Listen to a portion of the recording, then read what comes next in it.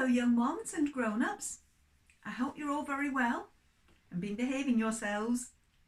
It's Nanna B here and it's time for story. I hope you're going to enjoy this one. It's nice to have you back with us again, and we've got Big Ted and Little Ted listening too. Let's see what we've got today. It's called the Yawning Game. Dog woke up with a big lazy yawn. Ugh. What shall I do today? He asked himself as he stretched and yawned again. Mole yawned too. Interesting, thought Dog. An idea formed in his mind, an idea for a game. Spider was busy spinning her web.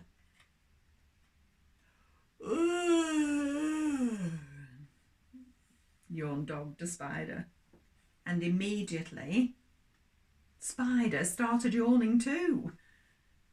She twisted her web into a nice comfy little hammock and settled down for a nap. What are you up to, Dog? Asked Pig, who was having a nice little snack nearby. I'll show you, said Dog. And he yawned a big yawn. Pig blinked his eyes and yawned back, and then he fell fast asleep, face down in his bucket. Dog was really enjoying his new game. Who next, he thought. Pony was just about to leap a tall hedge when Dog appeared.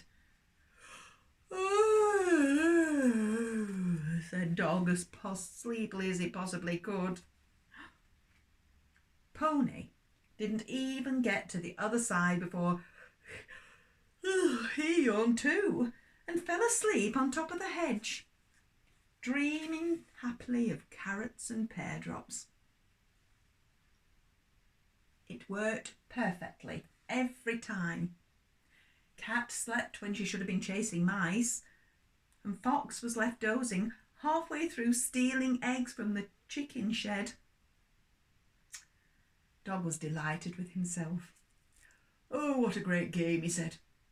I'm going to wake everyone up again so that I can play the yawning game again. Woof, said Dog. One by one, the animals began to wake. Went Spider. Went Pig. Went Mole. And one by one, Cat and Fox. And before Pony could even begin his yawn, Dog was fast asleep.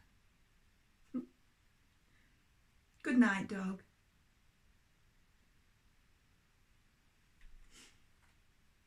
That was the Yawning Game.